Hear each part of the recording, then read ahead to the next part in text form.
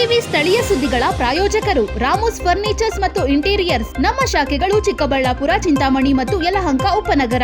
Shri Manjunatha hardware ಮತ್ತು innovations, Reliance petrol bunk ಪಕ್ಕ Chikkaballapur. Shri Chamavi party hall, Giriyas building, BB road, Chikkaballapur.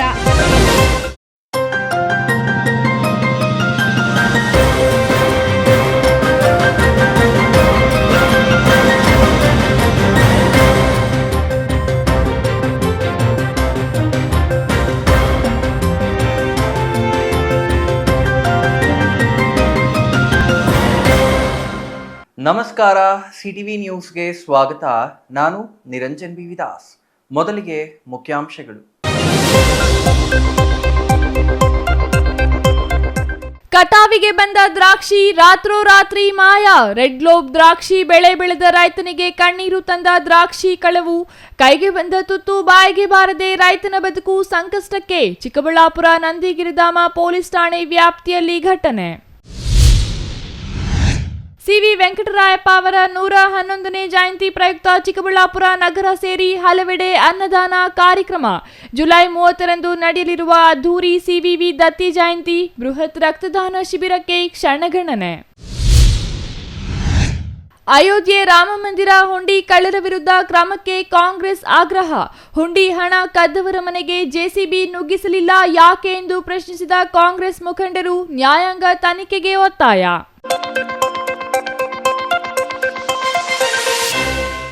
ವಾರ್ತೆಗಳ ವಿವರ. ಅದೊಂದು ಜಿಲ್ಲೆ, ಬರದ ನಾಡು ಎಂದೇ ಖ್ಯಾತಿ. ಆದರೆ ಅದೇ ನೆಲದಲ್ಲಿ ರೈತರು ಬೆವರಿನ ಹನಿಗಳಿಂದ ಚಿನ್ನದ ಬೆಳೆ ಬೆಳೆಸುತ್ತಿದ್ದಾರೆ. ಅಂತಹ ರೈತನೊಬ್ಬ ಲಕ್ಷಾಂತರ ರೂಪಾಯಿ ಸಾಲ ಮಾಡಿ ರೆಡ್ ಗ್ಲೋಬ್ ದ್ರಾಕ್ಷಿ ಬೆಳೆದು ಉತ್ತಮ ಆದಾಯದ ನಿರೀಕ್ಷೆಯಲ್ಲಿದ್ದರು. ಆದರೆ ರಾತ್ರೋರಾತ್ರಿ ಕಳ್ಳರ ಕಣ್ಣು ಆ ದ್ರಾಕ್ಷಿ ತೋಟದ ಮೇಲೆ ಬಿದ್ದಿದೆ. ಕಟಾವಿಗೆ ಬಂದಿದ್ದ ದ್ರಾಕ್ಷಿ ಗೊಂಚಲುಗಳನ್ನೇ ಹೊತ್ತೊಯ್ದು ದುಷ್ಕರ್ಮಿಗಳು ರೈತನ ಕನಸನ್ನೇ ಕಸಿದುಕೊಂಡಿದ್ದಾರೆ. ಕೈಗೆ ಬಂದ ತುತ್ತು ಬಾಯಿಗೆ ಬರದಂತಾಗಿರುವ ರೈತನ ಬದುಕು ಅಷ್ಟಕ್ಕೂ ಅದೆಲ್ಲಿ ಅಂತೀರಾ? ಈ ಸ್ಟೋರಿ ನೋಡಿ.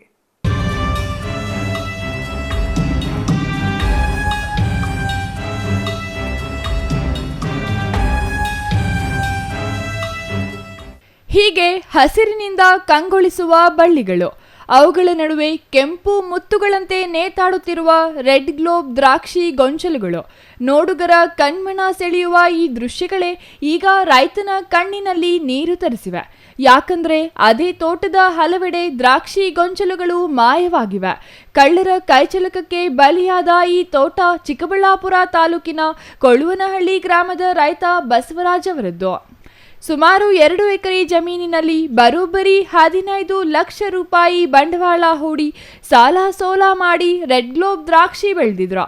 ಹಲವು ತಿಂಗಳ ಶ್ರಮ, ನೀರು, ಗೊಬ್ಬರ, ಔಷಧಿ ಎಲ್ಲವನ್ನೂ ಸಮರ್ಪಕವಾಗಿ ನೀಡಿ ಉತ್ತಮ ಫಸಲು ಪಡೆದಿದ್ರು.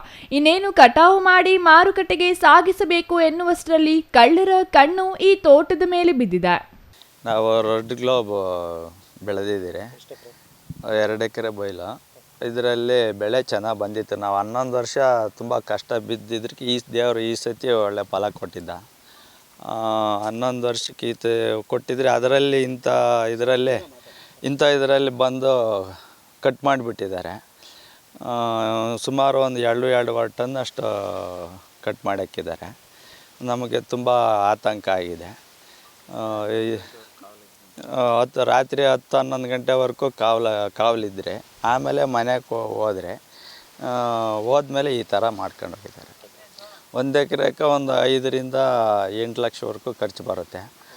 ಆದ್ರೂ ಇಷ್ಟೆಲ್ಲ ನಾವು ವರ್ಷವಿಡೀ ಕಾತು ಬಂಡವಾಳ ಹಾಕಿ ಕಷ್ಟ ಬಿದ್ದು ಮಾಡಿ ಈ ಥರ ಕಟ್ ಮಾಡ್ಕೊಂಡು ಹೋಗ್ಬಿಟ್ರೆ ನಾವು ರೈತರು ಹೆಂಗೆ ಬದುಕಬೇಕು? ತುಂಬಾ ಏನು ನಮ್ಮ ಯಾರ ಮೇಲೆ ಏನು ಅನುಮಾನ ಇಲ್ಲ, ಆದರೂ ಕಟ್ ಮಾಡಿದ್ದಾರೆ. ದ್ರಾಕ್ಷಿ ಕಳ್ತನ ಆಗ್ತದಂತ ಯಾರಿಗೆ ಗೊತ್ತಿರ್ತದೆ ಸರ್? ಇದೇ ಫಸ್ಟ್ ಸಲ ಹಿಂಗಾಗಿರೋದು. ತುಂಬ ಇದು ರೇಟ್ ಬೆಲೆ ಜಾಸ್ತಿ ಇದೆಯಲ್ಲ, ದುಡ್ಡು ಬರ್ತೈತೆ ಅಂತ ಹೇಳ್ಬಿಟ್ಟು 1 ಟನ್ 1.5 ಲಕ್ಷ ಆಗುತ್ತಲ್ಲ, 150 ರೂಪಾಯಿ ರೇಟಂಗೆ. ಅದರಿಂದ ದುಡ್ಡು ಬರುತ್ತೆ ಅಂತ ಹೇಳ್ಬಿಟ್ಟು ಈ ಥರ ಮಾಡ್ಕೊಂಡು ಹೋಗಿದ್ದಾರೆ. ಒಂದು 5 ಕುಂಟೆ ಬೈಲಷ್ಟು ಕಟ್ ಮಾಡ್ಕೊಂಡು ಹೋಗಿದ್ದಾರೆ. ಒಂದು ಗೊನೆ ಒಂದು 2ರಿಂದ 3 kg ಬರುತ್ತೆ. ತುಂಬಾ ಬಾಧೆ ಆಗುತ್ತೆ ಅಲ್ಲ ಸರ್. ನಾವು ವರ್ಷವಿಡೀ ನೋಡಿ ಕಷ್ಟ ಬಿದ್ದು ಮಾಡಿ ಬಂಡವಾಳ ಸಾಲ ಮಾಡಿ ಬಂಡವಾಳ ಹಾಕಿ ನಾವು ಈ ಥರ ಆಗಿಬಿಟ್ರೆ ನಾವು ಇನ್ನು ಜೀವನ ಮಾಡೋದು ಹೆಂಗೆ, ಬದುಕೋದು ಹೆಂಗೆ, ರೈತಾಪಿ ಜನ ಹೆಂಗೆ ಬದುಕೋದು, ಈ ಥರ ಮಾಡ್ಕೊಂಡು ಹೋಗ್ಬಿಟ್ಟು ಸರ್. ಸ್ವಲ್ಪ ತಳಗಡೆ ದೂರ ಐತೆ, ಸುಮಾರು 1000 ಅಡಿ ಮನೆಗೂ ಇದಕ್ಕೆ 1000 ಅಡಿ ಅಂತರ ಇದೆ, ಹಂಗಾಗಿ ಗೊತ್ತಾಗಲಿಲ್ಲ.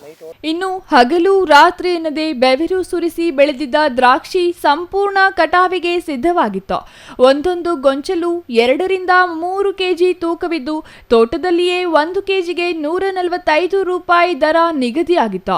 ಉತ್ತಮ ಬೆಲೆ ಸಿಕ್ಕಿದ್ರಿಂದ ಈ ಬಾರಿ ಸಾಲ ತೀರಿಸಿ ಲಾಭದ ನಿರೀಕ್ಷೆಯಲ್ಲಿದ್ದ ರೈತನಿಗೆ ಒಂದೇ ರಾತ್ರಿ ಭಾರೀ ಆಘಾತ ಎದುರಾಗಿದೆ. ಕಟಾವಿಗೆ ಸಿದ್ಧವಾಗಿದ್ದ ದ್ರಾಕ್ಷಿ ಗೊಂಚಲುಗಳನ್ನು ರಾತ್ರೋರಾತ್ರಿ ಕಳ್ಳತನ ಮಾಡಿದ ದುಷ್ಕರ್ಮಿಗಳು ಲಕ್ಷಾಂತರ ರೂಪಾಯಿ ನಷ್ಟ ಉಂಟು ಮಾಡಿದ್ದಾರೆ. ಬೆಳಿಗ್ಗೆ ತೋಟಕ್ಕೆ ಬಂದ ರೈತ ಬಸವರಾಜ್ ಖಾಲಿಯಾಗಿರುವ ಬಳ್ಳಿಗಳನ್ನು ಕಂಡು ಕಂಗಾಲಾಗಿದ್ದಾರೆ. ದುಡಿದ ಶ್ರಮ ಕಣ್ಣೆದುರೆ ಕಳ್ಳರ ಪಾಲಾಗಿರುವುದರಿಂದ ಇದೀಗ ರೈತ ದಿಕ್ಕೆ ತೋಚದ ಸ್ಥಿತಿಗೆ ತಲುಪಿದ್ದಾರೆ. ನನ್ನ ತಮ್ಮನ ತೋಟ ಇದು ರೆಡ್ ಗ್ಲೋಬು. ಇದು ಬೆಳಿಬೇಕಂದ್ರೆ ತುಂಬ ಕಷ್ಟ ಇದ್ದಿತ್ತು ಬೆಳಿಬೇಕಂದ್ರೆ. ತುಂಬ ನಿಷ್ಠಾವಂತನವನು ಕೆಲಸ ಮಾಡೋದ್ರಲ್ಲಿ, ಚೆನ್ನಾಗಿ ಬೆಳೆದಿದ್ದ.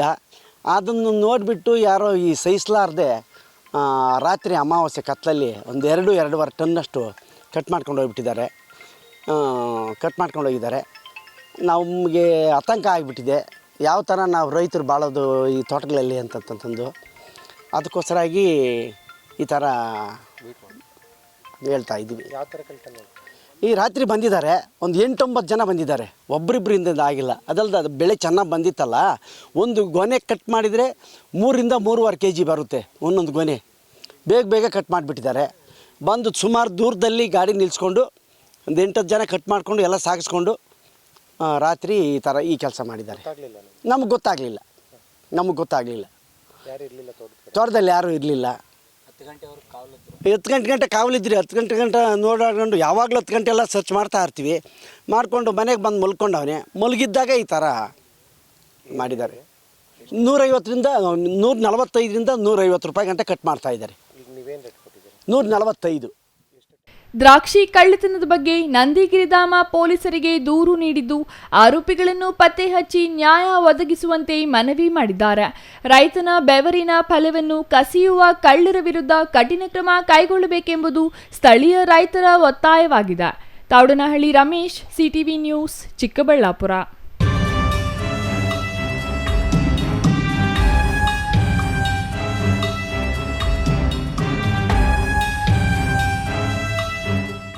ಸಿ.ವಿ. ವೆಂಕಟರಾಯಪ್ಪ ಚಿಕ್ಕಬಳ್ಳಾಪುರದ ಅಕ್ಷರ ಕ್ರಾಂತಿಯ ಹರಿಕಾರ. ಇವರು ಸ್ಥಾಪಿಸಿದ ವಿದ್ಯಾಸಂಸ್ಥೆಗಳು ಇಂದು ಬೆಳೆದು ಹೆಮ್ಮರವಾಗಿದ್ದು, ಈ ಸಂಸ್ಥೆಗಳಲ್ಲಿ ವ್ಯಾಸಂಗ ಮಾಡಿದ ಸಾವಿರಾರು ವಿದ್ಯಾರ್ಥಿಗಳು ದೇಶ ಮಾತ್ರವಲ್ಲದೆ ವಿದೇಶಗಳಲ್ಲೂ ಉನ್ನತ ಹುದ್ದೆಗಳಲ್ಲಿ ಕಾರ್ಯನಿರ್ವಹಿಸುತ್ತಿದ್ದಾರೆ.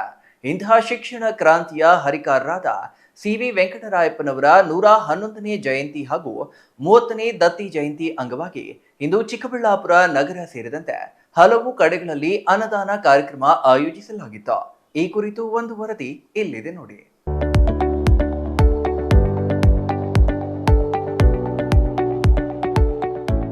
ಹೌದು, ಸಿ.ವಿ. ವೆಂಕಟರಾಯಪ್ಪ ಎಂದರೆ ಕೇವಲ ರಾಜಕಾರಣಿ ಮಾತ್ರವಲ್ಲ, ಅವರು ಶಿಕ್ಷಣದ ಹರಿಕಾರರು, ಕೊಡುಗೈ ದಾನಿಗಳು ಮತ್ತು ಅನ್ನ ಹಾಕಿದ ಅನ್ನದಾತರು ಎಂಬ ಹಿರಿಮೆ ಇದೆ.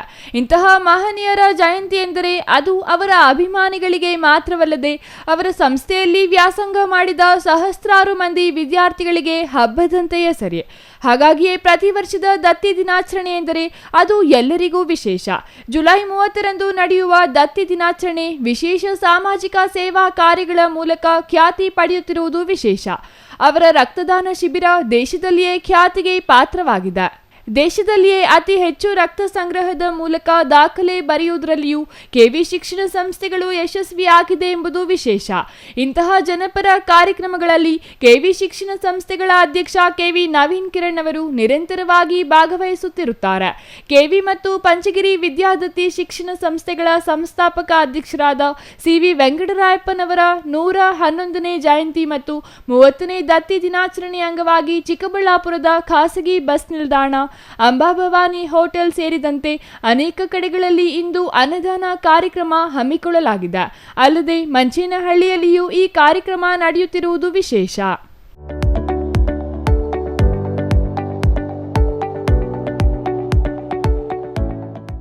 ಚಿಕ್ಕಬಳ್ಳಾಪುರದಲ್ಲಿ ಶಿಕ್ಷಣ ಕ್ರಾಂತಿಯನ್ನು ಹುಟ್ಟುಹಾಕಿ 60ರ ದಶಕದಲ್ಲೇನೆ ಶಿಕ್ಷಣ ಮಾತ್ರನೇ ಈ ಭಾಗದಲ್ಲಿ ಬದಲಾವಣೆ ತರಲಿಕ್ಕೆ ಸಾಧ್ಯ ಆಗ್ತದೆ ಅನ್ನೋದನ್ನು ತಿಳ್ಕೊಂಡು 3 ಬಾರಿ ಶಾಸಕರಾಗಿ ಸೇವೆ ಸಲ್ಲಿಸಿ ಚಿಕ್ಕಬಳ್ಳಾಪುರಕ್ಕೆ ಅವರದೇ ಆದಂಥ ರೀತಿಯಲ್ಲಿ ಕೊಡುಗೆಯನ್ನು ಕೊಟ್ಟಂತಹ ದಿವಂಗತ ಸಿ ವಿ ವೆಂಕಟರಾಯಪ್ಪನವರ 111ನೇ ಜಯಂತಿ ಜುಲೈ 30ನೇ ತಾರೀಕು.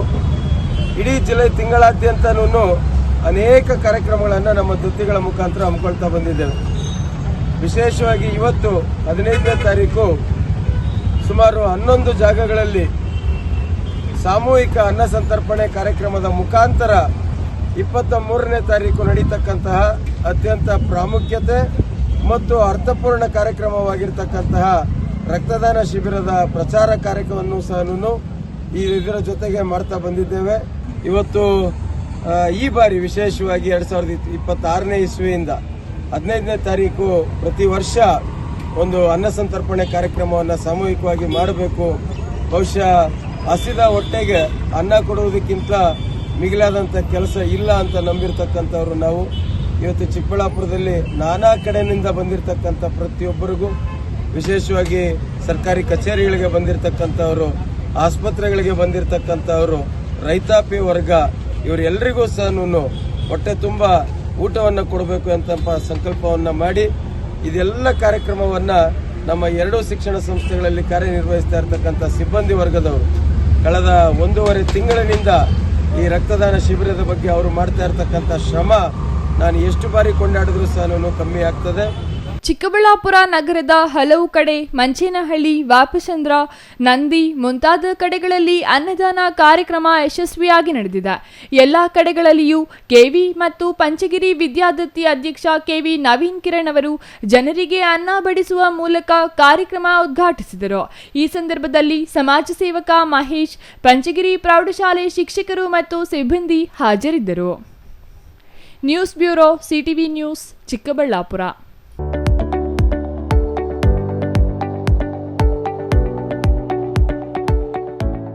ಸಣ್ಣ ತಪ್ಪು ಮಾಡಿದವರ ಮನೆಗಳಿಗೆ ಜೆಸಿಬಿ ನುಗ್ಗಿಸುವ ಉತ್ತರ ಪ್ರದೇಶದ ಮುಖ್ಯಮಂತ್ರಿ ಯೋಗಿ ಆದಿತ್ಯನಾಥ್ ಅವರು ರಾಮ ಮಂದಿರದ ಹುಂಡಿ ಹಣ ಕದ್ದವರ ಮನೆಗಳಿಗೆ ಯಾಕೆ ಜೆಸಿಬಿ ನುಗ್ಗಿಸುತ್ತಿಲ್ಲ ಎಂದು ಕಾಂಗ್ರೆಸ್ ಮುಖಂಡರು ಪ್ರಶ್ನೆ ಮಾಡಿದ್ದಾರೆ. ಕೋಟ್ಯಾಂತರ ಜನರ ಆರಾಧ್ಯ ದೈವವಾದ ಶ್ರೀರಾಮಚಂದ್ರನ ಹುಂಡಿ ಹಣಕದ್ದ ಪ್ರಕರಣ ಸಮರ್ಪಕ ತನಿಖೆಯಾಗಬೇಕು ಎಂದು ಒತ್ತಾಯಿಸಿದ್ದಾರೆ. 184 ಪ್ರೆಸ್ ಮೀಟ್ ಮಾಡಿದ್ದಾರೆ. ಮೋದಿ ಅವ್ರಿಗೆ ಒಂದೇ ಒಂದು ಪ್ರೆಸ್ ಮೀಟ್ ಮಾಡೋಕ್ಕಾಗಿಲ್ಲ. ಹೊರದೇಶದಲ್ಲಿ ಹೋದಾಗ ಒಬ್ಬ ಪ್ರೆಸ್ ರಿಪೋರ್ಟರ್ ಕೇಳಿದ್ರೆ ಒಂದು ಹೆಣ್ಮಗಳು ಉತ್ತರ ಕೊಡದೆ ನಿಂಗೆ ತಲೆ ಪಕ್ಕಕ್ಕೆ ತಿರ್ಸ್ಕೊಂಡ್ಬರ್ತಾರೆ. ಇವರು ಪ್ರಧಾನಮಂತ್ರಿಗಳು. ಚಿಕ್ಕಬಳ್ಳಾಪುರ ಪತ್ರಕರ್ತರ ಭವನದಲ್ಲಿ ನಡೆದ ಸುದ್ದಿಗೋಷ್ಠಿಯಲ್ಲಿ ಮಾತನಾಡಿದ ಕಾಂಗ್ರೆಸ್ ಮುಖಂಡ ನಾರಾಯಣಸ್ವಾಮಿ, ನರೇಂದ್ರ ಮೋದಿಯವರು ಪ್ರಧಾನಿಯಾಗಿರುವಾಗ ಯೋಗಿ ಆದಿತ್ಯನಾಥ್ ಅವರು ಮುಖ್ಯಮಂತ್ರಿಗಳಾಗಿದ್ದರೂ ಶ್ರೀರಾಮನ ಹುಂಡಿ ಹಣ ಕಳುವಾಗಿದೆ. ಇದಕ್ಕೆ ಸಂಬಂಧಿಸಿ ಸುಪ್ರೀಂ ಕೋರ್ಟ್ ನ್ಯಾಯಾಧೀಶರಿಂದ ತನಿಖೆ ನಡೆಸಬೇಕು. ತಪ್ಪಿತಸ್ಥರ ವಿರುದ್ಧ ಕಠಿಣ ಕಾನೂನು ಕ್ರಮ ಜರುಗಿಸಬೇಕೆಂದು ಆಗ್ರಹಿಸಿದರು.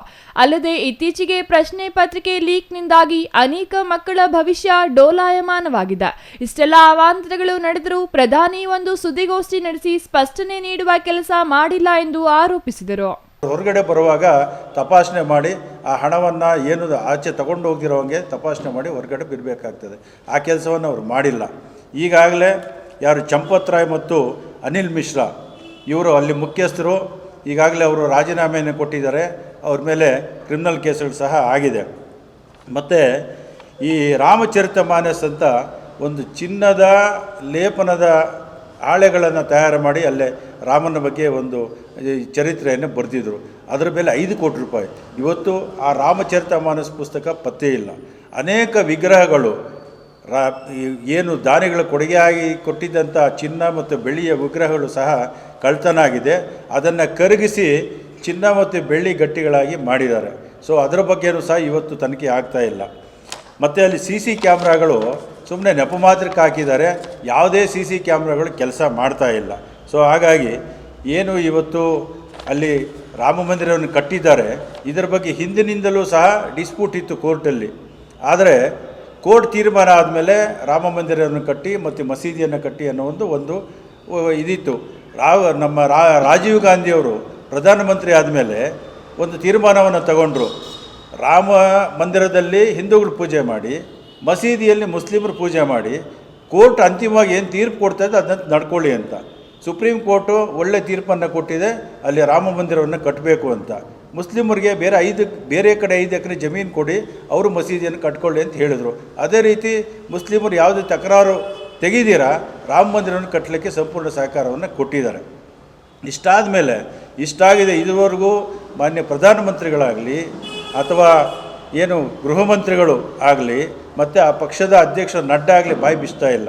ಕಾಂಗ್ರೆಸ್ನವರು ಈ ಕಳ್ಳತನದ ಬಗ್ಗೆ ಮಾತಾಡಿದ್ರೆ ಕಾಂಗ್ರೆಸ್ನವ್ರಿಗೆ ಇದರ ಬಗ್ಗೆ ಮಾತಾಡೋದಕ್ಕೆ ನೈತಿಕ ಹಕ್ಕಿಲ್ಲ ಅಂತ ಹೇಳ್ತಾರೆ. ಉತ್ತರ ಪ್ರದೇಶದಲ್ಲಿ ಯಾವುದೇ ಸಣ್ಣ ತಪ್ಪು ನಡೆದರೂ ಜೆಸಿಬಿ ನುಗ್ಗಿಸಿ ಅವರ ಮನೆಗಳನ್ನು ಕೆಡುವ ಮುಖ್ಯಮಂತ್ರಿ ಯೋಗಿ ಆದಿತ್ಯನಾಥ್ ಅವರು ರಾಮ ಮಂದಿರ ಹುಂಡಿ ಹಣ ಕದ್ದವರ ಮನೆಗಳಿಗೆ ಯಾಕೆ ಜೆಸಿಬಿ ನುಗ್ಗಿಸಲಿಲ್ಲ ಎಂದು ಪ್ರಶ್ನಿಸಿದ್ರು.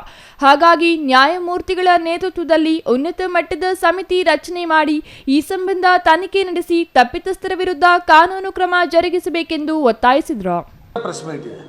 ಏನು ಸರ್, ಈಗ ನೋಡಿ ನಮ್ಮ ಉತ್ತರ ಪ್ರದೇಶದ ಮುಖ್ಯಮಂತ್ರಿಯವರು ಘನತೆ ಅಂತ ನಮ್ಮ ಯೋಗಿ ಆದಿತ್ಯನಾಥ್ ಅವರು ಸಣ್ಣ ಪುಟ್ಟದಾಗಿ ಯಾವ ವಿಚಾರಗಳು ಬಂದಾಗ ಬುಲ್ಡೋಜರ್ ಹರಿಸಿರೋದು ತಮ್ಮ ಪ್ರೆಸ್ ಮೇಯರ್ಗೆಲ್ಲರಿಗೂ ಗೊತ್ತಿದೆ, ಮನೆಗಳು ಡೆಮಾಲಿಷ್ ಮಾಡಿರೋದು ಗೊತ್ತಿದೆ.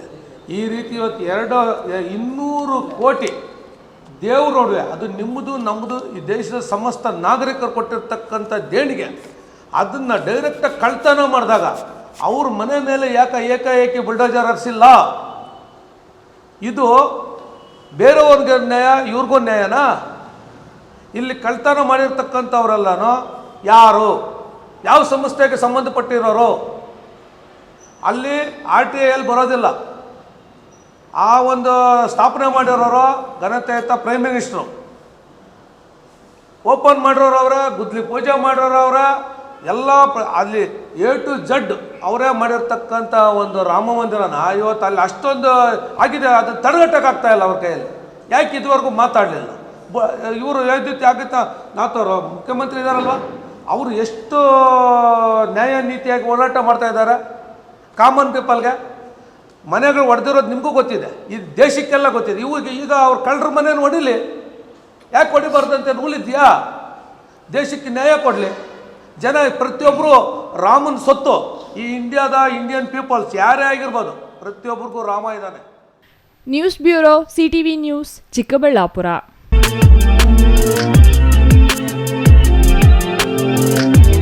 ಇದೀಗ ಚಿಕ್ಕದೊಂದು ವಿರಾಮದ ನಂತರ CTV ನ್ಯೂಸ್ ಮತ್ತೆ ಮುಂದುವರಿಯಲಿದೆ. ನಿಮ್ಮ ಕನಸಿನ ಮನೆಗೆ ಗುಣಮಟ್ಟದ ಫರ್ನಿಚರ್ ಹುಡುಕುತ್ತಿದ್ದೀರಾ? ಹಾಗಾದ್ರೆ ನಿಮ್ಮ ಹುಡುಕಾಟ ಇಲ್ಲಿಯೇ ಮುಗಿಯುತ್ತದೆ. ರಾಮೋಸ್ ಫರ್ನಿಚರ್ ಅಂಡ್ ಇಂಟೀರಿಯರ್ಗೆ ಬನ್ನಿ. ಸ್ವಂತ ಫ್ಯಾಕ್ಟರಿಯೊಂದಿಗೆ ಕಾರ್ಯನಿರ್ವಹಿಸುವ ನಂಬಿಕೆಯ ಫರ್ನಿಚರ್ ಶೋರೂಮ್. ಇಲ್ಲಿ ನಿಮಗೆ ಸಿಗುತ್ತೆ ಆಧುನಿಕ ಡಿಸೈನ್ಗಳ ಸೋಫಾ ಸೆಟ್, ಆರಾಮದಾಯಕ ಬೆಡ್ಗಳು, stylish dining set, wardrobe, TV unit ಮತ್ತು ಎಲ್ಲಾ ವಿಧದ ಮನೆ ಹಾಗೂ ಆಫೀಸ್ ಫರ್ನಿಚರ್ ಮತ್ತು ಇಂಟೀರಿಯರ್. ನಮ್ಮದೇ ಸ್ವಂತ ಫ್ಯಾಕ್ಟರಿ, ಮಧ್ಯವರ್ತಿಗಳಿಲ್ಲ. ನೇರವಾಗಿ ಫ್ಯಾಕ್ಟರಿಯಿಂದ ಶೋರೂಮ್ಗೆ. ಉತ್ತಮ ಗುಣಮಟ್ಟ, ಕಡಿಮೆ ಬೆಲೆ, ಕಸ್ಟಮ್ ಡಿಸೈನ್ ಸೌಲಭ್ಯ. ನೀವು ಹೇಳಿದ ಅಳತೆ, ನೀವು ಇಷ್ಟಪಟ್ಟ ಡಿಸೈನ್, ನಿಮ್ಮ ಬಜೆಟ್ಗೆ ತಕ್ಕಂತೆ ಫರ್ನಿಚರ್ ತಯಾರಿಸಿಕೊಡುತ್ತೇವೆ. ಉತ್ತಮ ಗುಣಮಟ್ಟದ ಮರ, ದೃಢವಾದ ನಿರ್ಮಾಣ ಮತ್ತು ದೀರ್ಘಕಾಲಿಕ ಭರವಸೆ, ಇದೇ ನಮ್ಮ ಗುರಿ. ನಮ್ಮ ಶಾಖೆಗಳು ಚಿಕ್ಕಬಳ್ಳಾಪುರ, ಚಿಂತಾಮಣಿ, ಯಲಹಂಕ, ನ್ಯೂ ಟೌನ್. ಹಿಂದೆ ಭೇಟಿ ನೀಡಿ. Ramos furniture and interior. ನಮ್ಮ ಫ್ಯಾಕ್ಟರಿ ವಿಳಾಸ ಇಂಡಸ್ಟ್ರಿಯಲ್ ಏರಿಯಾ, ಚಿಕ್ಕಬಳ್ಳಾಪುರ. ಮೊಬೈಲ್ ಸಂಖ್ಯೆ 6361730543, 8660423443, 9845527729, 8050513927.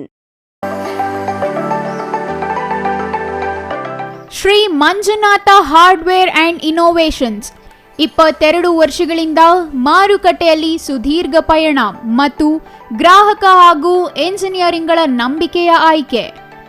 ಅತ್ಯುತ್ತಮ ಗುಣಮಟ್ಟ, ಪ್ರಾಮಾಣಿಕ ಬೆಲೆ. Engineer choices, architect choices, corporates, house owners, carpenter choices, hardware dealers ಹಾಗೂ ಇನ್ನಿತರರಿಗೆ ಹೋಲ್ಸೇಲ್ ದರದಲ್ಲಿ ಸಿಗುವ ಸ್ಥಳವೇ ಶ್ರೀ ಮಂಜುನಾಥ ಹಾರ್ಡ್ವೇರ್ ಮತ್ತು ಇನೋವೇಷನ್ಸ್. ವಿವಿಧ ರೀತಿಯ ವಿನ್ಯಾಸಗಳುಳ್ಳ ಡೆಕೋರೇಟಿವ್, ಪ್ರೊಟೆಕ್ಟಿವ್, ಫಂಕ್ಷನಲ್ ಹಾಗೂ ಉತ್ತಮ ದರದಲ್ಲಿ ಗುಣಮಟ್ಟದ ಹಾರ್ಡ್ವೇರ್ ವಸ್ತುಗಳು ನಮ್ಮಲ್ಲಿ ದೊರಕುತ್ತದೆ. ವಿಳಾಸ: ರಿಲಯನ್ಸ್ ಪೆಟ್ರೋಲ್ ಬಂಕ್ ಹತ್ತಿರ, BB ರಸ್ತೆ, ಚಿಕ್ಕಬಳ್ಳಾಪುರ. ಮೊಬೈಲ್ ಸಂಖ್ಯೆ 9739393927, ಮತ್ತೊಂದು ಸಂಖ್ಯೆ 9008680303.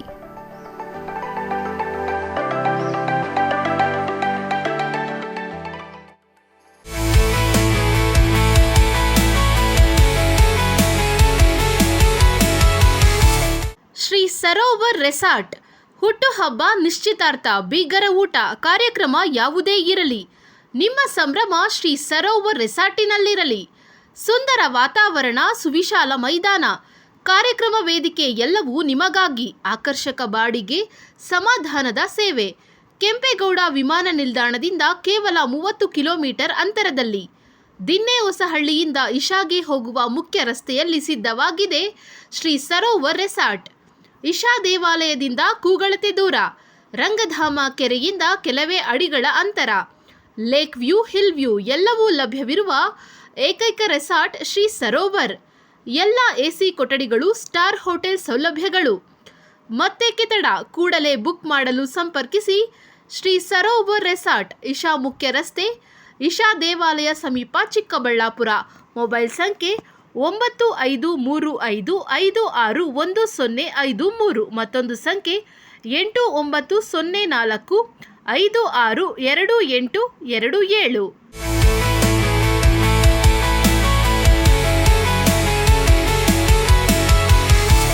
ವಿರಾಮದ ನಂತರ CTV ನ್ಯೂಸ್ಗೆ ಮತ್ತೆ ಸ್ವಾಗತ. ಗುಡಿಸಲಿಗೆ ಬೆಂಕಿ ಹಾಕಿದ ಹಿನ್ನೆಲೆ ಗುಡಿಸಲು ಸುಟ್ಟು ಕರಕಲಾದ ಘಟನೆ ಕೋಲಾರದಲ್ಲಿ ನಡೆದಿದೆ. ಕಿಡಿಗೇಡಿಗಳ ಕೃತ್ಯಕ್ಕೆ ವೃದ್ಧೆಯ ಗುಡಿಸಲು ಬೆಂಕಿಗಾಹುತಿಯಾಗಿದ್ದು, ಪೀಠೋಪಕರಣಗಳು ಸುಟ್ಟು ಭಸ್ಮವಾಗಿವೆ.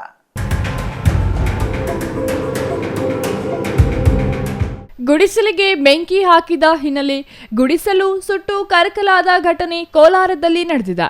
ಕಿಡಿಗೇಡಿಗಳ ಕೃತ್ಯಕ್ಕೆ ವೃದ್ಧೆಯ ಗುಡಿಸಲು ಬೆಂಕಿಗಾಹುತಿಯಾಗಿದ್ದು, ಪೀಠೋಪಕರಣಗಳು ಸುಟ್ಟು ಭಸ್ಮವಾಗಿವೆ. ಕೋಲಾರ ಜಿಲ್ಲೆಯ ಶ್ರೀನಿವಾಸಪುರ ತಾಲೂಕಿನ ಕಲ್ಲೂರು ಕಾಲೋನಿ ಗೇಟ್ ಸಮೀಪ ಕಿಡಿಗೇಡಿಗಳು ವೃದ್ಧೆಯೊಬ್ಬರ ಗುಡಿಸಲಿಗೆ ಬೆಂಕಿ ಹಚ್ಚಿದ್ದಾರೆ. ಕದಿರಮ್ಮ ಎಂಬ ವೃದ್ಧೆ ಗುಡಿಸಲಿನಲ್ಲಿ ಒಬ್ಬಂಟಿಯಾಗಿ ಜೀವನ ನಡೆಸುತ್ತಿದ್ದು, ಇಂದು ಬೆಳಿಗ್ಗೆ ಸುಮಾರು 9 ಗಂಟೆ ವೇಳೆಗೆ ಕಿಡಿಗೇಡಿಗಳು ಗುಡಿಸಲಿಗೆ ಬೆಂಕಿ ಹಚ್ಚಿದ್ದಾರೆ ಎನ್ನಲಾಗಿದೆ. ಬೆಂಕಿಯ ಕೆನ್ನಾಲಿಗೆಗೆ ಗುಡಿಸಲಲ್ಲಿದ್ದ ಪೀಠೋಪಕರಣಗಳು, ಟಿವಿ, ಮಂಚ ಸೇರಿದಂತೆ ಮನೆಯ ಬಳಕೆಯ ವಸ್ತುಗಳು ಸಂಪೂರ್ಣ ಸುಟ್ಟು ಕರಕಲಾಗಿವೆ. ಘಟನೆಯ ವೇಳೆ ವೃದ್ಧೆ ಸುರಕ್ಷಿತವಾಗಿದ್ದರಿಂದ ಯಾವುದೇ ಪ್ರಾಣಾಪಾಯ ಸಂಭವಿಸಿಲ್ಲ.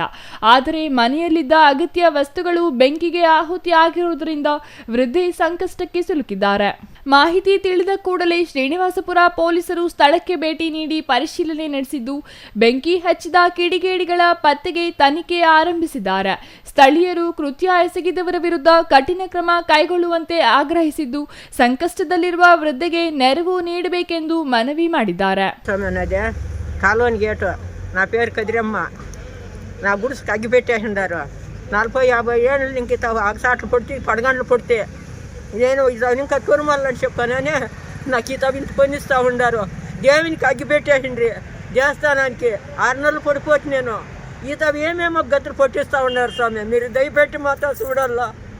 నేను ఎక్కడ పోతుంది స్వామి, ఇన్నేళ్ళు ఇంకా ఉండి ఈ గుడిసికి పని ఇచ్చిండారు స్వామి. మీరే దిక్కు, మీరేమన్నా చేయండి. ఎప్పుడమ్మా పెట్టిన దగ్గర 9 గంటల నుంచి అవ్వకు సమయ. మా బిడ్డ పైన ఇట్లే ఆవిడ ఎవరు లేదంట, ఆవిడ పెట్టేసిండారు.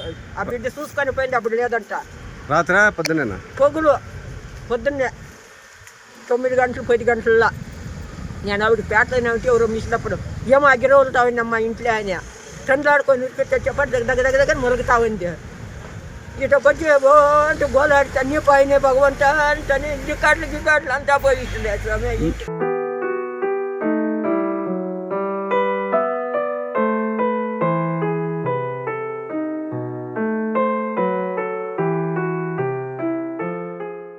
Eshwar, CTV news, Kolar.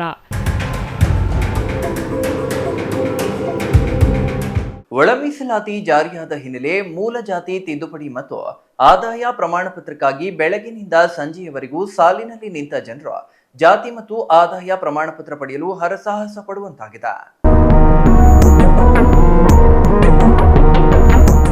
ಒಳ ಮೀಸಲಾತಿ ಜಾರಿಯಾದ ಹಿನ್ನೆಲೆ ಮೂಲ ಜಾತಿ ತಿದ್ದುಪಡಿ ಮತ್ತು ಆದಾಯ ಪ್ರಮಾಣ ಪತ್ರಕ್ಕಾಗಿ ಬೆಳಗಿನಿಂದ ಸಂಜೆಯವರೆಗೂ ಸಾಲಿನಲ್ಲಿ ನಿಂತ ಜನರು ಜಾತಿ ಮತ್ತು ಆದಾಯ ಪ್ರಮಾಣ ಪತ್ರ ಪಡೆಯಲು ಹರಸಾಹಸ ಪಡುವಂತಾಗಿದೆ. ನಂಜನಗೂಡು ತಾಲೂಕು ಆಡಳಿತ ಕೇಂದ್ರದ ನಾಡ ಕಚೇರಿಯಲ್ಲಿ ಈ ದೃಶ್ಯ ಕಂಡುಬಂದಿದ್ದು, ಜಾತಿ ಮತ್ತು ಆದಾಯ ಪ್ರಮಾಣ ಪತ್ರ ಪಡೆಯಲು ತಾಲೂಕು ಕಚೇರಿಗಳಲ್ಲಿ ವಯೋವೃದ್ಧರು, ರೈತ ಮಹಿಳೆಯರು ಹಾಗೂ ನಿರುದ್ಯೋಗಿಗಳು ಬೆಳಗಿನ ಜಾವ ತಮ್ಮ ಕೆಲಸ ಕಾರ್ಯಗಳನ್ನು ಬಿಟ್ಟು ಸಾಲಿನಲ್ಲಿ ನಿಂತರೂ ಪ್ರಯೋಜನವಿಲ್ಲದಂತಾಗಿದೆ. ಒಂದು ಕಡೆ ಗೃಹಲಕ್ಷ್ಮಿಯರು ಕಡ್ಡಾಯವಾಗಿ ಜಾತಿ ಆದಾಯ ಪ್ರಮಾಣ ಪತ್ರ ನೀಡಲೇಬೇಕೆಂದು ಸರ್ಕಾರ ಸುತ್ತೋಲೆ ಹೊರಡಿಸಿದೆ. ವಯಸ್ಸಾದ ಮಹಿಳೆಯರು, ವೃದ್ಧರು ತಿಂಗಳ ಪಿಂಚಣಿಗಾಗಿ ಆದಾಯ ಪ್ರಮಾಣ ಪತ್ರ ಅವಶ್ಯಕವಾಗಿದೆ. ಜಾತಿ ಮತ್ತು ಆದಾಯ ಪತ್ರ ಸರ್ಕಾರದ ಅಧಿಕಾರಿಗಳು ನೀಡುವುದರಲ್ಲಿ ವಿಳಂಬವಾಗುತ್ತಿದೆ. ಇದರಿಂದ ಎಲ್ಲ ತಾಲೂಕು ಕಚೇರಿಗಳಲ್ಲಿ ಜಾತಿ ಮತ್ತು ಆದಾಯ ಪತ್ರ ಪಡೆಯಲು ತಕ್ಷಣ ಪ್ರತ್ಯೇಕ ಕೇಂದ್ರಗಳನ್ನು ತೆರೆಯಲು ಸಾರ್ವಜನಿಕರು ಒತ್ತಾಯಿಸಿದ್ದಾರೆ. ನಾವೆಲ್ಲ ಬೆಳಗಿನ ಜಾವ 4 ಗಂಟೆಗೆ ಬಂದಿದ್ದೀವಿ ಸರ್. ಅದು ಕಾರಣ ಏನು ಅಂದರೆ ಪರಿಷ್ಠ ಜಾತಿಯ ಜಾತಿ ಪ್ರಮಾಣ ಪತ್ರ ತಿದ್ದುಪಡಿ ಮತ್ತು ಸಾರ್ವಜನಿಕವಾಗಿ ಆದಾಯ ಪ್ರಮಾಣ ಪತ್ರ ತಿದ್ದುಪಡಿ ಆಗಬೇಕು. ಈಗ ದಿನ ಮಾಡ್ತೀನಿ ಅಂದರೆ ಕೆಲವು ನೆಟ್ವರ್ಕ್ ಇಶ್ಯೂ ಆಗ್ಬಿಟ್ಟು ಕೆಲವು ಆಗ್ತಾಯಿಲ್ಲ ಸರ್. ಒಂದು ಸೀಟ್ ಮಾಡೋದು ದೊಡ್ಡ ಸಮಸ್ಯೆ ಆಗಿದೆ.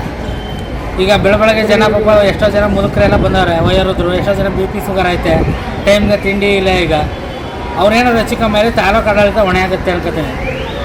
ಇಲ್ಲಾಂದರೆ ಪ್ರತ್ಯೇಕವಾಗಿ ಕೌಂಟ್ರ್ ಥರದ್ದು ಜನರ ಸಮಸ್ಯೆ ಬಗೆಹರಿಸಬೇಕು. ಇಲ್ಲಾಂದರೆ ಖಾಸಗಿ ಈಗ ಸಾಮಾನ್ಯ ಸೇವಾ ಕೇಂದ್ರ ಇದೆ, ಮತ್ತು ಕಂಪ್ಯೂಟರ್ ಸೆಂಟರ್ ಇದೆ, ಮತ್ತು ಪಂಚಾಯತಿ ವ್ಯಾಪ್ತಿಯಲ್ಲಿ ಪಂಚಾಯತಿಗಳಿವೆ, ಅಲ್ಲೆಲ್ಲ ಕೊಟ್ಟು ತಿದ್ದುಪಡಿಗೆ ಅವಕಾಶ ಮಾಡಿಕೊಡ್ಬೇಕು. ಏನಾಗಿದೆ ಅಂದರೆ ನಾವು ಕ್ಯಾಸ್ಟ್ ಇನ್ಕಮ್ ಮಾಡಿಸ್ಬೇಕು ಪೆನ್ಷನ್ ತಗೊಳ್ಳೋಕ್ಕೆ. ವಯಸ್ಸಾದವರು ಅವ್ರು ನಮ್ಮ ತಂದೆ ತಾಯಿ ಬರೋಕ್ಕಾಗಲ್ಲ. ನಾವು ಬಂದಿದ್ದೀವಿ, ಬೆಳಗ್ಗೆ 6 ಗಂಟೆಗೆ ಬಂದಿದ್ದೀವಿ. ಇಲ್ಲಿ ಯಾವ ಅಧಿಕಾರಿನೂ ಇಲ್ಲ, ಟೋಕನ್ ಯಾರೂ ಬಂದಿಲ್ಲ. ತುಂಬ ಜನ ಇದ್ದಾರೆ.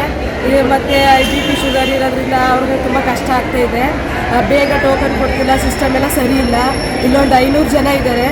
ಇಲ್ಲಿ ಒಂದು 2 ಕೌಂಟ್ರ್ ತೆಗೆದ್ರೆ 2-3 ಮಾಡಿದ್ರೆ ಬೇಗನಾದರೂ ಆಗುತ್ತೆ. ಅದು ಮಾಡಿಲ್ಲ. ಇಲ್ಲಿರೋದು ಒಂದೇ.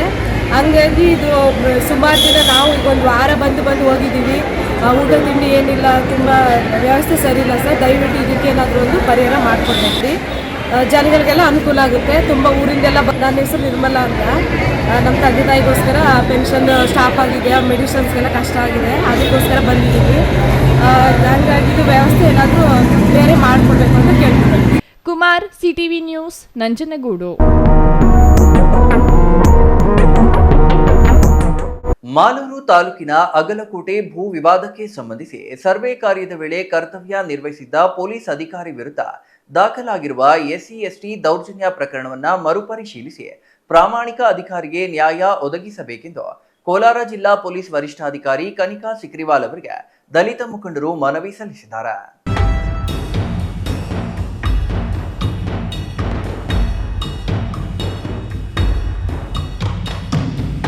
ಮಾಲೂರು ತಾಲೂಕಿನ ಅಗಲಕೋಟೆ ಭೂ ವಿವಾದಕ್ಕೆ ಸಂಬಂಧಿಸಿ ಸರ್ವೆ ಕಾರ್ಯದ ವೇಳೆ ಕರ್ತವ್ಯ ನಿರ್ವಹಿಸಿದ್ದ ಪೊಲೀಸ್ ಅಧಿಕಾರಿ ವಿರುದ್ಧ ದಾಖಲಾಗಿರುವ SC/ST ದೌರ್ಜನ್ಯ ಪ್ರಕರಣವನ್ನು ಮರುಪರಿಶೀಲಿಸಿ ಪ್ರಾಮಾಣಿಕ ಅಧಿಕಾರಿಗೆ ನ್ಯಾಯ ಒದಗಿಸಬೇಕೆಂದು ಕೋಲಾರ ಜಿಲ್ಲಾ ಪೊಲೀಸ್ ವರಿಷ್ಠಾಧಿಕಾರಿ ಕನಿಕಾ ಸಿಕ್ರಿವಾಲ್ ಅವರಿಗೆ ದಲಿತ ಮುಖಂಡರು ಮನವಿ ಸಲ್ಲಿಸಿದರು. ಈ ವೇಳೆ ಮಾತನಾಡಿದ ನಾರಾಯಣಪ್ಪ, ಸರ್ಕಾರದ ನಿರ್ದೇಶನದಂತೆ ಭೂ ಸರ್ವೆ ಕಾರ್ಯದ ವೇಳೆ ಕಾನೂನು ಸುವ್ಯವಸ್ಥೆ ಕಾಪಾಡಲು ಪೊಲೀಸ್ ಬಂದೋಬಸ್ತ್ ಕಲ್ಪಿಸಲಾಗಿತ್ತು. ಈ ಸಂದರ್ಭದಲ್ಲಿ ಕೆಲವರು ಸರ್ವೆ ಕಾರ್ಯಕ್ಕೆ ಅಡ್ಡಿಪಡಿಸಲು ಮುಂದಾದಾಗ ಸಹಾಯಕ ಜಿಲ್ಲಾ ಪೊಲೀಸ್ ವರಿಷ್ಠಾಧಿಕಾರಿ ತಮ್ಮ ಕರ್ತವ್ಯದ ಭಾಗವಾಗಿ ಜನರನ್ನು ಚದುರಿಸಿ ಕಾನೂನು ಸುವ್ಯವಸ್ಥೆ ಕಾಪಾಡುವ ನಿಟ್ಟಿನಲ್ಲಿ ಕ್ರಮ ಕೈಗೊಂಡಿದ್ದಾರೆ. ಕೋಲಾರ ಜಿಲ್ಲಾ ವರಿಷ್ಠಾಧಿಕಾರಿಗಳಿಗೆ ಏನೋ ಒಂದು ಮನವಿ ಪತ್ರ ಕೊಟ್ಟಿದ್ದೇವೆ. ಆ ವಿಚಾರವಾಗಿ ಮಾಧ್ಯಮ ಮಿತ್ರರ ಮುಖಾಂತರ ಜಿಲ್ಲಾ ಜನತೆಗೆ ತಿಳಿಸ್ತಾ ಇದ್ದೀವಿ. 10ನೇ ತಾರೀಕು ಏನು ಅಗಲಕೋಟೆ ಜಮೀನಲ್ಲಿ ಸರ್ವೆ ಕಾರ್ಯ ನಡೀಬೇಕಾದಾಗ ಒಂದು ಎದುರುದಾರರು ಮೊದಲೇ ಹೋಗಿ ಸರ್ವೆ ಕಾರ್ಯ ಮಾಡ್ತಾ ಇದ್ರು. ನಂತರ ಇನ್ನೊಬ್ಬ ಗುಂಪೊಂದು ಇತ್ತು. ನೇರವಾಗಿ ಏನು ಹೆಸರುಗಳು ಹೇಳ್ಬೇಡ, ಸುಮ್ಮನೆ ಯಾಕೆ ಅಲ್ವಾ, ಎಲ್ರಿಗೂ ಗೊತ್ತಿರೋದೆ. ಮಂಜುನಾಥ್ ಗೌಡರ ಗುಂಪು ಏನು ಅಲ್ಲಿ ಸರ್ವೆ ಮಾಡಬೇಕಾದಾಗ ನಾವು ಉಡಿ ವಿಜಯ್ ಕುಮಾರ್ ಪರವಾಗಿ ನಾನು ಒಳಗಡೆ ಹೋಗಿದ್ದೆ. ನಾವು ಹೋಗ್ಬೇಕಾದ್ರೆ ತಡೆ ಹಾಕಿದ್ರು ನಮ್ಮನ್ನ. ಅವ್ರು ಹೋಗಿದ್ದಾರೆ. ಅವರು ನೀವು ಬೇಡ, ಅವ್ರು ಮುಗಿಸ್ಕೊಂಡು ನೀವು ಬರ್ರಿ ಅಂತ ಹೇಳಿದ್ರು. ನಾವೇನ್ ಮಾಡಿದ್ವಿ, ಅಲ್ಲಿ ಸೈಡಲ್ಲಿ ಕೂತಿದ್ವಿ. ಅವರು ಮಂಜುನಾಥ್ ಗೌಡರ ಗುಂಪು ಮತ್ತೆ ಅವರೆಲ್ಲ ಸರ್ವೆ ಮಾಡ್ಕೊಂಡು ವಾಪಸ್ ಬಂದು ಆಚೆ ಹೊರಟೋದ್ರು. ಆಚೆ ಹೋದ್ಮೇಲೆ ನಾವು ಉಡಿ ಕುಮಾರ್ ಜೊತೆ ನಾವೆಲ್ಲ ಹೋಗಿ ಎಲ್ಲೆಲ್ಲಿ ಮಾರ್ಕ್ ಮಾಡಿದ್ರ ಏನ್ ಮಾಡಿದ್ರ ತೋರಿಸಿ ಅಂತ ನಾವು ಅವ್ರ ಜೊತೆಲಿ ಹೋಗಿದ್ವಿ. ಅದು ಮಾಮೂಲಿ, ಅವ್ರು ಮಾಡಿದ್ದಾರೆ ನಾವು ತೋರಿಸ್ಬೇಕಂತ ಹೋದಾಗ ಅಲ್ಲೇನಾಯ್ತು, ಮಾಡ್ಬೇಕಾದಾಗ ಅಲ್ಲೊಂದು ಸಮುದಾಯದ ಗುಂಪು ಬರ್ತೈತೆ. ಆ ಸಮುದಾಯ ಯಾಕೆ ಬಂತು ಅನ್ನೋದು ಯಕ್ಷ ಪ್ರಶ್ನೆ ನಮ್ಗೆ. ಯಾಕೆ ಬಂತು, ಅಗಲಗೋಟೆಗ ಆ ಸಮುದಾಯಕ್ಕೆ ಏನ್ ಇದು ಸಂಬಂಧ ಇದೆ ಅಲ್ವಾ? ಈಗ ಅಲ್ಲಿ 4 ಜನಕ್ಕೆ ಸೇರಿರೋ ಸತ್ತು 2 ಪಾರ್ಟಿಯವರು ಇದ್ದಾರೆ, ಅಲ್ಲಿ 2 ಗುಂಪಿನವರು ಇದ್ದಾರೆ, ಅಲ್ಲಿ ಎಲ್ಲಾ ಸಮುದಾಯದವರು ಇದ್ದಾರೆ. ಉದ್ದೇಶಪೂರ್ವಕವಾಗಿ ಒಂದು ಸಮುದಾಯ ಯಾಕೆ ಅಲ್ಲಿ ಕಳಿಸ್ಬೇಕು ನೀವು? ಈ ವೇಳೆ ಅಧಿಕಾರಿಗೆ ಅಲ್ಲಿದ್ದವರ ಜಾತಿ ಪಂಗಡದ ಬಗ್ಗೆ ಯಾವುದೇ ಮಾಹಿತಿ ಇರಲಿಲ್ಲ. ಸರ್ಕಾರಿ ಕರ್ತವ್ಯಕ್ಕೆ ಅಡ್ಡಿಯಾಗದಂತೆ ತಡೆಯುವ ಉದ್ದೇಶದಿಂದಲೇ ಅವರು ಕಾರ್ಯನಿರ್ವಹಿಸಿದ್ದು, ಉದ್ದೇಶಪೂರ್ವಕವಾಗಿ ಜಾತಿ ನಿಂದನೆ ಮಾಡಿದರೆಂಬ ಆರೋಪ ಮಾಡಿ SC/ST ದೌರ್ಜನ್ಯ ಕಾಯ್ದೆಯಡಿ ದೂರು ದಾಖಲಿಸಿರುವುದು ನ್ಯಾಯಸಮ್ಮತವಲ್ಲ ಎಂದು ಹೇಳಿದರು. Eshwar, CTV news, Kolar.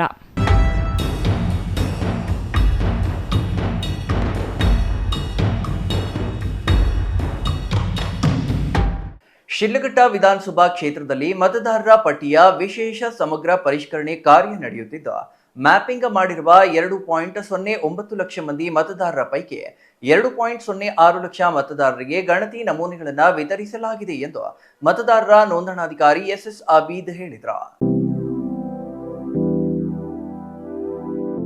ಶಿಡ್ಲಘಟ್ಟ ವಿಧಾನಸಭಾ ಕ್ಷೇತ್ರದಲ್ಲಿ ಮತದಾರರ ಪಟ್ಟಿಯ ವಿಶೇಷ ಸಮಗ್ರ ಪರಿಷ್ಕರಣೆ ಕಾರ್ಯ ನಡೆಯುತ್ತಿದ್ದು, ಮ್ಯಾಪಿಂಗ್ ಮಾಡಿರುವ 2.09 ಲಕ್ಷ ಮಂದಿ ಮತದಾರರ ಪೈಕಿ 2.06 ಲಕ್ಷ ಮತದಾರರಿಗೆ ಗಣತಿ ನಮೂನೆಗಳನ್ನು ವಿತರಿಸಲಾಗಿದೆ ಎಂದು ಮತದಾರರ ನೋಂದಣಾಧಿಕಾರಿ SS ಆಬೀದ್ ಹೇಳಿದರು.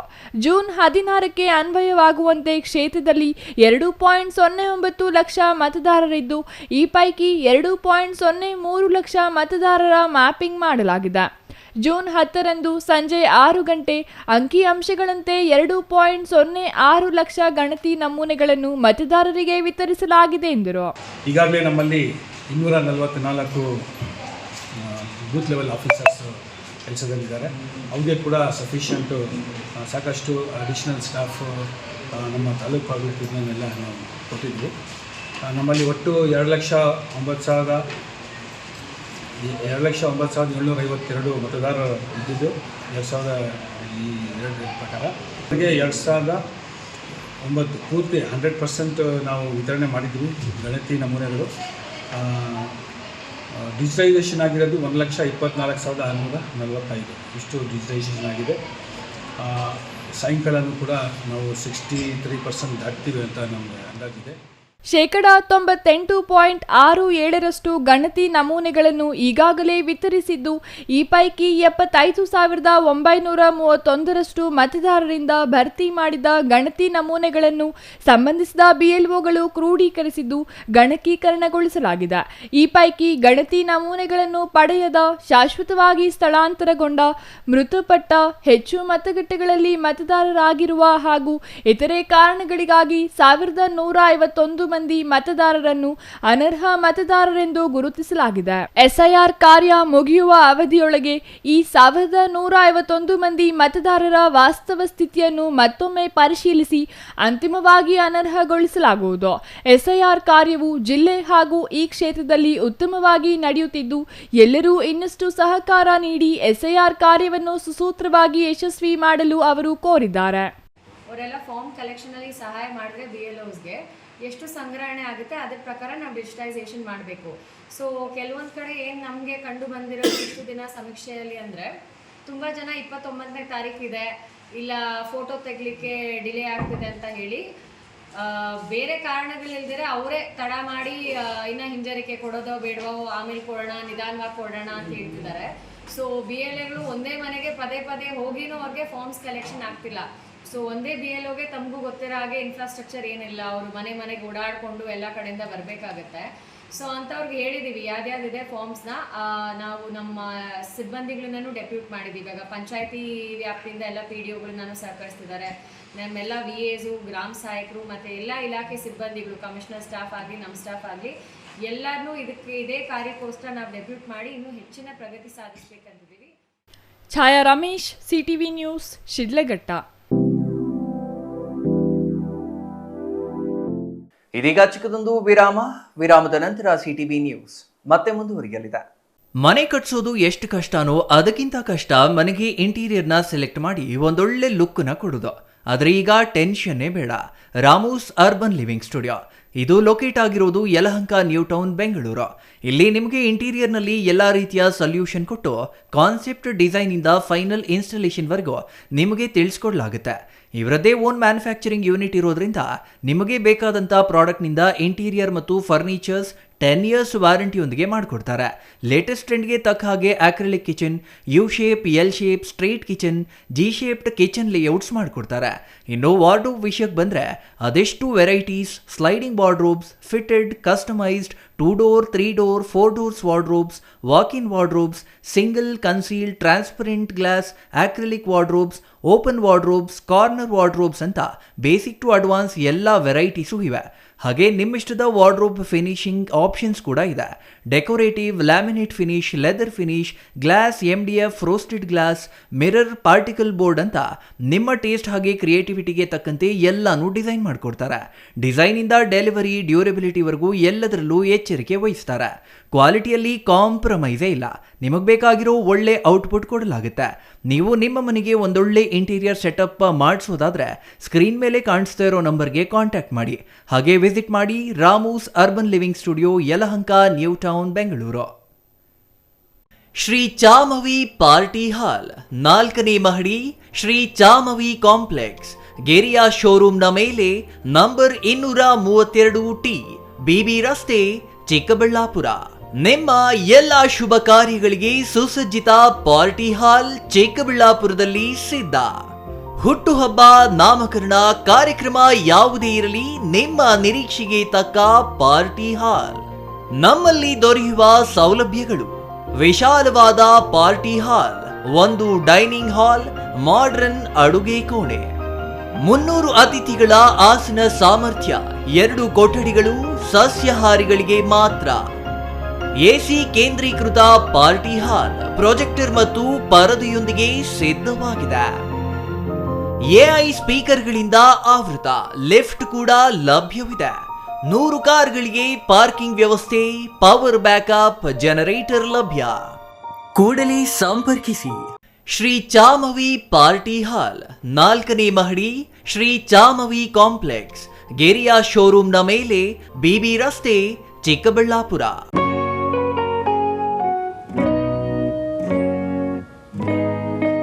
ಸ್ಕೈ ಮಹಿಳಾ ಅಡ್ಡ, ವುಮೆನ್ಸ್ ಶೋರೂಮ್ ಬದಲಾದ ವಿಳಾಸದಲ್ಲಿ, ಗೌರಿಬಿದನೂರು ರಸ್ತೆ, ರೆಡ್ಡಿ ಎಲೆಕ್ಟ್ರಾನಿಕ್ಸ್ ಹತ್ತಿರ, ಚಿಕ್ಕಬಳ್ಳಾಪುರ ಟೌನ್.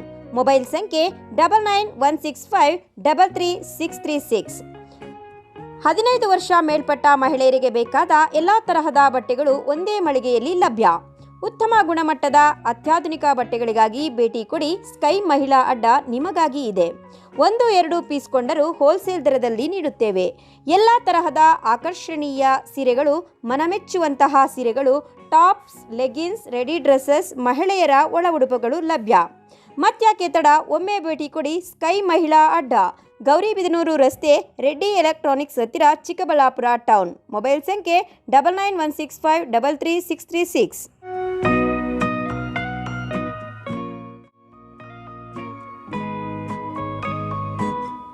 ವಿರಾಮದ ನಂತರ ಸಿಟಿವಿ ನ್ಯೂಸ್ಗೆ ಮತ್ತೆ ಸ್ವಾಗತ. ಇದೀಗ ಸಂಕ್ಷಿಪ್ತ ಸುದ್ದಿಗಳು. ವಿವಿಧ ಬೇಡಿಕೆಗಳಿಗೆ ಆಗ್ರಹಿಸಿ ರಾಜ್ಯ ರೈತ ಸಂಘ ಹಾಗೂ ಹಸಿರು ಸೇನೆಯಿಂದ ಕೋಲಾರದಲ್ಲಿ ಇಂದು ಪ್ರತಿಭಟನೆ ನಡೆಸಲಾಯಿತು. ಕೋಲಾರ ಜಿಲ್ಲೆಯ ಬಂಗಾರಪೇಟೆ ನಗರದ ಆಸ್ಪತ್ರೆ ವೃತ್ತದಲ್ಲಿ ನಡೆದ ಪ್ರತಿಭಟನೆಯಲ್ಲಿ ಜಿಲ್ಲೆಯ ಶಾಸಕರಿಗೆ ಸಚಿವ ಸ್ಥಾನ ನೀಡಬೇಕು, ಬರಪೀಡಿತ ಜಿಲ್ಲೆ ಎಂದು ಘೋಷಣೆ ಮಾಡುವಂತೆ ಒತ್ತಾಯಿಸಲಾಯಿತು. 3,000 ಕೋಟಿ ಬರ ನಿರ್ವಹಣೆಗೆ ಮೀಸಲಿಡುವಂತೆ ಒತ್ತಾಯಿಸಿದ ಪ್ರತಿಭಟನಾಕಾರರು ಖಾಲಿ ಚಂಬು ಹಾಗೂ ಒಣಗಿರುವ ಬೆಳೆಯೊಂದಿಗೆ ವಿಭಿನ್ನ ಪ್ರತಿಭಟನೆ ನಡೆಸಿದರು.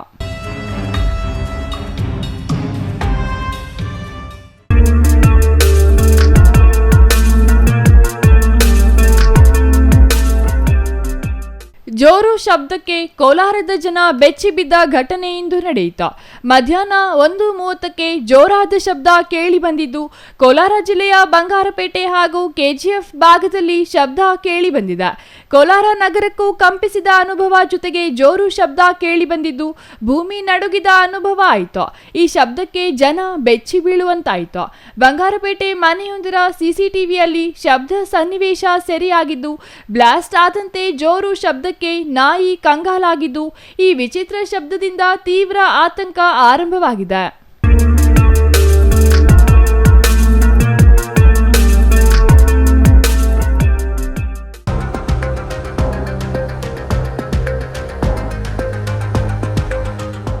ರಂಗೋಲಿ ಬಿಡಿಸಿ ತಲೆ ಬುರುಡೆ ಮೂಳೆ ನಿಂಬೆಹಣ್ಣು ಇಟ್ಟು ವಾಮಾಚಾರ ಮಾಡಿರುವ ಘಟನೆ ನಂಜನಗೂಡು ತಾಲೂಕು ಗೋಳೂರು ಗ್ರಾಮದಲ್ಲಿ ನಡೆದಿದೆ. ನಿನ್ನೆ ಅಮಾವಾಸ್ಯೆ ಇರುವ ಹಿನ್ನೆಲೆಯಲ್ಲಿ ವಾಮಾಚಾರ ಮಾಡಿರಬಹುದೆಂಬ ಶಂಕೆ ಗ್ರಾಮಸ್ಥರಲ್ಲಿ ಆತಂಕಕ್ಕೆ ದೂಡಿದೆ. ಯಾವ ಉದ್ದೇಶಕ್ಕಾಗಿ ಗ್ರಾಮದ ಮಧ್ಯಭಾಗದಲ್ಲಿ ಮಾಟ ಮಂತ್ರ ಮಾಡಿದ್ದಾರೆ ಎಂಬುದು ಯಕ್ಷ ಪ್ರಶ್ನೆ ಆಗಿದೆ.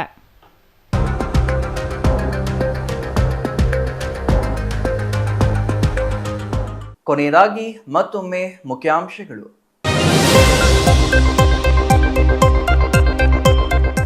ಕಟಾವಿಗೆ ಬಂದ ದ್ರಾಕ್ಷಿ ರಾತ್ರೋರಾತ್ರಿ ಮಾಯ. ರೆಡ್ ಗ್ಲೋಬ್ ದ್ರಾಕ್ಷಿ ಬೆಳೆ ಬೆಳೆದ ರೈತನಿಗೆ ಕಣ್ಣೀರು ತಂದ ದ್ರಾಕ್ಷಿ ಕಳವು. ಕೈಗೆ ಬಂದ ತುತ್ತು ಬಾಯಿಗೆ ಬಾರದೆ ರೈತನ ಬದುಕು ಸಂಕಷ್ಟಕ್ಕೆ. ಚಿಕ್ಕಬಳ್ಳಾಪುರ ನಂದಿಗಿರಿಧಾಮ ಪೊಲೀಸ್ ಠಾಣೆ ವ್ಯಾಪ್ತಿಯಲ್ಲಿ ಘಟನೆ. ಸಿವಿ ವೆಂಕಟರಾಯಪ್ಪ ಅವರ 111ನೇ ಜಯಂತಿ ಪ್ರಯುಕ್ತ ಚಿಕ್ಕಬಳ್ಳಾಪುರ ನಗರ ಸೇರಿ ಹಲವೆಡೆ ಅನ್ನದಾನ ಕಾರ್ಯಕ್ರಮ. ಜುಲೈ 30ರಂದು ನಡೆಯಲಿರುವ ಅದ್ದೂರಿ ಸಿವಿವಿ ದತ್ತಿ ಜಯಂತಿ ಬೃಹತ್ ರಕ್ತದಾನ ಶಿಬಿರಕ್ಕೆ ಕ್ಷಣಗಣನೆ. ಅಯೋಧ್ಯೆ ರಾಮ ಮಂದಿರ ಹುಂಡಿ ಕಳ್ಳರ ವಿರುದ್ಧ ಕ್ರಮಕ್ಕೆ ಕಾಂಗ್ರೆಸ್ ಆಗ್ರಹ. ಹುಂಡಿ ಹಣ ಕದ್ದವರ ಮನೆಗೆ ಜೆಸಿಬಿ ನುಗ್ಗಿಸಲಿಲ್ಲ ಯಾಕೆ ಎಂದು ಪ್ರಶ್ನಿಸಿದ ಕಾಂಗ್ರೆಸ್ ಮುಖಂಡರು ನ್ಯಾಯಾಂಗ ತನಿಖೆಗೆ ಒತ್ತಾಯ.